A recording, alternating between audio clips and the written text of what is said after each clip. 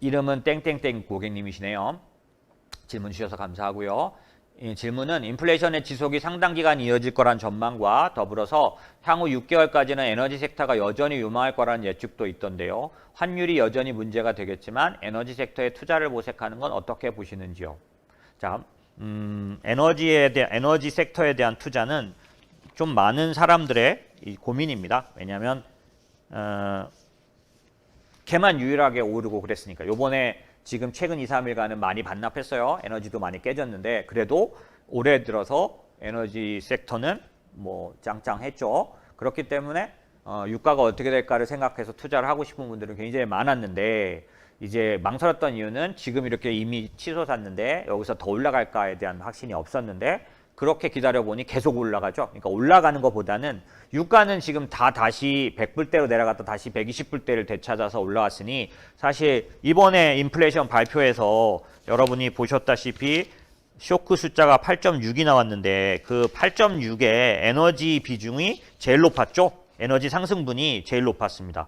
그렇기 때문에 이 에너지에 관련돼서는 여전히 그러니까 피크 아웃된 게 아니라 또 치고 올라가는 거 아니야? 라고 생각해서 그럼 이제라도 투자를 할 수 있지 않나요? 라고 물어볼 수 있는 건 당연한 거죠. 그런데 여러분에게 제가 말씀드릴 수 있는 부분은 두 가지입니다. 상반된 얘기 같지만 저는 어느 쪽을 보느냐? 앞에 말씀드린 쪽으로 보고 있습니다. 앞에 말씀드린 쪽은 뭐냐면 이겁니다. 에너지 시장은 그냥 말 그대로 하면 초과 수요 국면을 마무리하고 이제 수요보다 공급이 더 많아지는 시기로 들어가고 있다고 저는 보는 거죠. 무슨 얘기냐 하면은 제 얘기가 아니라 미국의 에너지 정보청 EIA는 뭐라고 말했냐면 2분기부터 글로벌 원유 생산이 소비보다 늘어날 것이라고 전망했고 2분기면은 지금 이제 2분기 끝나는 거죠. 오펙도 5월 전망에서 2022년 원유 수요를 전월 전망보다 0.3% 낮췄습니다. 무슨 얘기냐면 5월 달에 올해 전망 수요를 더 낮췄고 EIA도 이제 3분기부터는 원유의 수요보다 공급이 많을 거라고 했다는 거죠. 근데 왜 이렇게 유가는 높아? 그렇게 생각하시는 게 맞습니다. 예. 그런 의미에서 근데 왜 올라서 이번에 인플레이션은 그렇게 강타했던 거야? 라고 하는 질문에 대한 대답을 해야죠. 그거를 말씀드리기 전에 이들이 예측한 거에 일관성 있는 다른 현상들을 좀 말씀드려 볼게요. 뭐냐면 이들은 정보청, 에너지 정보청, 그 다음에 오펙이라는 이런 쪽이지만 원유로 먹고 사는 회사는 어떻게 보고 있느냐. 이게 좀 중요하죠. 저는 항상 어떤 쪽의 그런 쪽보다는 그걸로 죽고 사는 회사의 말을 더 신중하고 신뢰를 갖고 보고 있습니다. 그러면 이런 가정을 할 수 있죠. 만약에 수요가 유지될 거고 에너지 가격이 계속 강세로 갈 거라는 만약에 기대나 확신이 있다면 기업들은 어떻게 할까요? 투자를 늘리겠죠. 그래서 1분기 실적 발표 시점에서 에너지 기업들이 어떻게 투자에 대해서 생각을 갖고 있는지를 자세히 보았습니다. 중요하기 때문에. 그런데 결과를 말씀드리면 이 지금 현재 원유 공급을 가장 주도하고 있는 아람코, 사우디아라비아죠. 사우디아라비아의 아람코는 올해 캐펙스 가이던스를 400억에서 500억 달러 투자 계획을 작년보다 증액했지만은 그 증액의 부분이 어떤 거냐면 전체 그러니까 업스트림은 58억, 그 다음에 다운스트림은 16억, 그러니까 16.5억 이렇게 5.3% 늘렸지만 전체 투자로 보면 업스트림과 다운스트림, 미드스트림이 있는데 전체적인 전체 투자를 보면 아람코 같은 경우 7.3% 투자를 줄였다. 그 다음에 미국의 셰일 업체들, 뭐 EOG 리소시스라든지 안테로 리소시스 같은 이런 데들은 보수적인 전망을 계속 내놓고 있고 오늘 실적 나왔던 것 같은 체사피크 에너지, 코테라 에너지는 가이던스를 내렸습니다. 그러니까 상향보다는 하향이 더 많았던 거죠. 왜 그러면 기업들은 늘리지 않느냐 이 부분에 대해서 사실 오늘 아침에 시장에 미국장에서 뭐가 나왔냐면 민주당에서 법 발의한 게 있죠. 에너지 기업들이 이익을 보면 세금 때리겠다. 이제 그렇게 얘기를 할 정도로 지금 현재 미국의 기업들이 증액하고 그 투자를 늘리고 있지는 않은 건 사실인 것 같습니다. 그런데 왜 그럴까? 그러면 지금 이렇게 좋은 때, 특별히 드라이빙 시즌을 이제 시작했는데 이 좋은 시즌에서 이들은 왜 이렇게 나오는가라고 보면 이게 좀 저는 키라고 생각하는데, 유럽이 러시아 제재에 대비해서 올해 말에 석유, 가스 재고를 이제 축적해야 할 거 아닙니까? 무슨 얘기냐면 올해 말에 금수 조치하려면, 러시아 원유랑 러시아 가스를 안 쓰려면, 완전히 뭐라 그러죠? 규제하려면 갖고 있어야 될 거 아니에요. 그래서 그런 숫자가 나오고 있는데, 독일은 3월과 4월에 석유 가스 수입량을 전년 동기 대비 28%, 44% 늘렸고, 다른 이제 전체 품목은 7% 증가했지만 석유 관련된 석유 가스 수입량은 28%, 44% 늘린 거죠. 그 다음에 그 유럽 전체적으로 봤을 때도 재고를 늘리고 있는 듯한 숫자들이 보이고 있는 거죠. 그럼 이 재고를 늘리느냐고 지금 수요가 일시적으로 올라가 있다면 이 부분은 계속되는 요인은 아니라는 거죠. 그런 면에서 다시 되돌아가서 EIA나 오펙이 예상했던 수요를 공급이 초월할 거다라고 말했던 부분이 있음에도 불구하고 지금 유가가 높은 이유는 유럽의 재고 축적 때문에 있을 수 있다라는 얘기를 볼 수 있고요. 또 하나의 팩트가 있는데 저는 이게 좀 영향을 주리라고 봅니다. 이게 뭐냐면 오늘 발표가 났죠. 그 바이든이 7월 13일인가요? 10일인가요? 아마 발표가 났는데, 아시다시피 바이든은 그 빈살만을 싫어합니다. 예, 그래서 웬만하면 안 가고 싶었을 것 같은데 가겠다 이제 발표가 났으면요, 이게 무슨 뜻이냐면 사실은 외부로 발표가 나면 그날 가서 할 얘기는 이미 결정 났습니다. 이제 커다란 빅딜이 없으면 가질 않죠. 물론 아시아 그 중동 순방에 이르긴 하는데, 사실 뭐라 그러죠? 그날 당일날 그런 어떤 합의 내용을 발표하는 거는 바이든과 빈살만이 사인만 하는 거고요. 그 전에 이렇게 회담이 성사되기 전에 이미 모든 안건이 결정이 돼야 회담이 발표됩니다. 보통 외교적으로는 그래요. 그러니까 아마 딜은 결정 나 있을 가능성이 극히 높습니다. 안 그러고는 발표를 하지 않는 거죠. 예. 그래서 제가 생각하기에는 틀림없이 어떤 진전이 있을 거라고 저는 그냥 개인적으로 생각합니다. 이건 제 개인적인 생각입니다. 근데 그러다가 보니까 만약에 7월 중반 이후에는 현재 전 세계에서 당일날로 바로 증산에 돌입할 수 있는 나라는 두 나라밖에 없죠.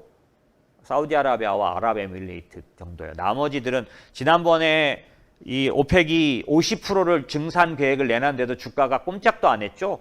유가가 그것 때문에 빠지지 않았죠. 왜 그러냐면 쿼터만 늘렸지 실제 생산 능력이 없는 데다가 막 이걸 강제 배분한 거죠. 실제로 러시아는 그러니까 그 증산이나 이런 거에 참여해봤자 아무런 도움이 안 되는데도 러시아에게도 떠넘기고, 또 나머지 카타르 뭐 이런 데들에다가 증산에 대해서 쿼터를 주긴 줬지만 실제 생산은 못합니다. 그러니까 그런 증산 계획을 내봤자 달성할 수 없는 계획이었기 때문에 주가는 반영 안 했던 거죠. 왜냐? 생산을 할 수가 없어요, 현재 상태가. 그런데 지금이라도 늘리면 늘릴 수 있는 그런 데가 사우디아라비아와 아랍에미레이트인데, 요번에 그쪽이 움직일 가능성이 있는 거죠. 왜냐하면 아랍에미레이트는 원래 미국하고 원래 얘기가 잘 됐어요. 그래서 증산하기로 했는데 사우디가 하지 말라 그랬죠. 그래서 바로 깨갱하고 같이 합류돼 있었고, 사우디아라비아는 제가 여러 번 말씀드렸지만 오랜 역사를 통해서 미국과 우방이었다가 그게 깨지면서 트럼프 때죠. 그러면서 지금 원한 관계가 됐는데, 이거를 바이든이 해결을 하고 온다면, 만약에 그렇게 된다면 아랍에미리트까지 같이 합쳐서 증산을 할 가능성이 충분히 있습니다. 두 번째, 이제 유가는 다음 주에 제가 회사 세미나 때 자세히 말씀드려야 하는데, 원유의 수요와 공급은 재편될 겁니다. 재편이란 건 뭐냐면 이전의 공급이 맞춰왔던 거는 다시 다 회복될 거예요. 어떻게 그렇게 생각합니까? 라고 한다면 새로운 공급로들이 지금 다 생겨나고 있기 때문이에요. 이게 뭐냐면 글로벌 밸류 체인이 재편되고 있죠. 중국 뭐 이런 데서 만들던 거를 지금 미국에서 만들고 그 얘기는 뭐 계속 들으셨잖아요. 똑같이 원유도 예전에 그 러시아나 이런 쪽들을 들어가던 그 통로가 아니라 이스라엘을 통해서 들어가는 원유 공급이 그 전에 한번 말씀드렸는데 트럼프 전 대통령의 사위 쿠츠너인가요? 이 사람에 의해서 이미 길이 열렸어요. 그리고 그쪽에 대한 그 통로가 이미 다 확보되어 있는 상태예요. 그래서 예전과는 다르게 유럽에 중동의 원유가 들어갈 가능성은 극히 높습니다. 러시아가 아닌 거죠. 예. 그러니까 유럽이 꼭 모든 걸 준비한 상태에서 러시아 제재를 들어갈 필요는 없어요. 왜냐하면 또 다른 통로가 생겼기 때문에 이쪽에서 중동의 원유가 유럽으로 넘어가는 길이 열렸습니다. 이제 그런 부분들이 재편되는 거지 사실 특별하게 뭐 증선돼서 뭐 이런 부분 아니어도 되는 부분인데 이게 다 시간 문제예요. 시간의 문제. 이번 인플레이션에서는 그거를 당연히 드러낼 수도 없고 증명도 안 됐죠. 그러니까 당연히 시장은 흔들리고 부담스럽고 그래서 다 반영하는 거 알겠습니다. 하지만 원유의 그런 수요 공급의 균형은 시간의 문제라고 저는 생각합니다. 그렇기 때문에 기본적으로 지금 원유에 대한 투자를 상승에다가 하는 것은 적합치 않다. 그래서 저희는 오늘은 이제 말씀 못 드리죠. 저는 회사 세미나 때 여러 번 말씀드렸어요. 유가가 틀림없이 균형점에 들어가면 수요 공급이 재편된 균형에 들어가면 어떻게 될까요? 일단 폭락하겠죠. 하지만 그 하락은 과거 150불 갔다가 20불까지 떨어졌던 식으로 떨어질 수는 없습니다. 왜? 신재생 에너지로 이행이 아직 다 되지 않았기 때문에 원유를 쓸 수밖에 없고 또 이 지금 그렇지만 공급을 늘릴 만한 데들은 이제 없고 이런 것들 때문에 저는 60불, 60, 70불 대에서 균형을 이룰 거라고 봅니다. 그래서 저희는 이런 추천을 드렸죠. 60, 70불 대에 있으면 배당을 받는 투자가 오히려 원유 투자는 더 좋다. 뭐 그런 얘기를 했던 이유는 그런 겁니다. 그래서 지금 질문 주신 거에 대해서는 에너지 섹터에 대한 투자는 지금 봐서는 저는 추천드리기 어렵다.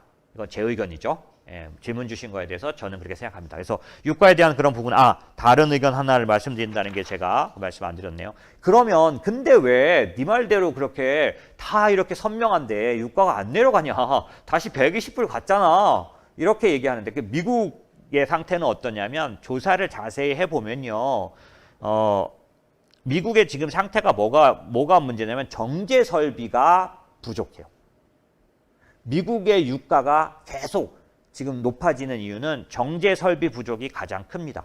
여기다가 이제 드라이빙 시즌이 들어가니까 수요가 일시적으로 폭발하겠죠? 그러니까 유가가 올라간다고 예상하는 건 맞습니다. 그런데 이 정제 설비는 실제로 글로벌은 정제 설비가 늘었는데 미국은 2020년 생산 능력 그 4.4% 줄었어요. 코로나 때죠. 그때 깨진 게 지금까지 영향을 주고 있어서 정제 처리 능력이 4% 이상 떨어진 걸로 보여집니다. 미국 시장인 경우에, 미국 같은 경우. 그래서 유가가 높은 거가 가능한데 이 부분에 대해서는 빨리 좋아지지는 않지만 정제 부분은 아까 말씀드린 대로 차근차근 좋아질 거다. 그런데 나머지 공급의 부분이 늘어나게 되기 때문에 저는 다른 공급이 늘어나서 이 부분을 해결할 거라고 보는 쪽이니까 현재 그렇지만 당장은 왜 유가가 올라가냐? 정제 능력이 떨어지기 때문이다. 이렇게 보시면 될 것 같습니다. 그래서 어느 하우스들은 단기 물가 전망 봤을 때 120불 이상 더 높게까지 보고 있는 쪽도 있어요. 그래서 당연히 그 의견에도 타당성은 충분히 있다. 단기적으로는 그러니까 단기 물가 전망 중에 에너지 유가 전망은 저는 맞다고 봅니다. 그렇지만 이제 서서히 시간이 가면서 사우디아라비아 쪽이나 이런 쪽들이 다 풀려져 가고 있기 때문에 여러 가지 면에서 조금씩 이 압박은 내려갈 거로 보니까 저는 시간 문제라고 보는 거고요.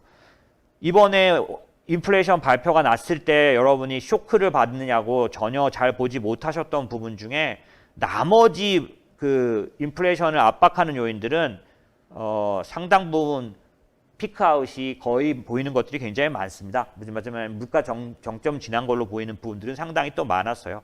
특히 이제 근원 같은 경우는 세 달째 계속 하락했죠. 월 증가 비율은 떨어졌죠. 그런 부분도 있고, 그 물류 관련해서 그 북미 쪽의 서부 항만 대기 컨테이너선이 109척에서 현 최근 20척까지 줄어들었다. 그러니까 중국이 다시 움직이는 부분도 있고요. 여러 가지 측면에서 공급망 관련된 부분들은 상당 부분 물류 정체는 완화되는 사인이 굉장히 많이 나타나요. 왜냐하면 선가 같은 것에서 많이 나타나고 있죠. 두 번째는 소매업체 할인 판매가 본격화됩니다. 마치 그 고용 쪽에서 최근에 계속 감원 발표가 두드러지게 나오는 것처럼 그게 물가를 내리는 그 요인이 되죠. 그런 것처럼 소매업체의 할인 판매가 왜 재고를 너무 쌓아놓은 것들이 있는데 비용을 전가하기 위해서는 이걸 할인해야죠. 그러니까 털어야 되니까 그 할인 판매가 계속 예고되고 발표되고 있습니다. 그러면 어떻게 될까요? 상품 쪽 인플레이션은 당연히 피크아웃이 뚜렷해지겠죠. 그런 면들은 인플레이션 관련해서는 또 요번에 발표된 거하고는 조금 다른 면이라서 말씀을 좀 드렸습니다. 자, 여기까지 할까요?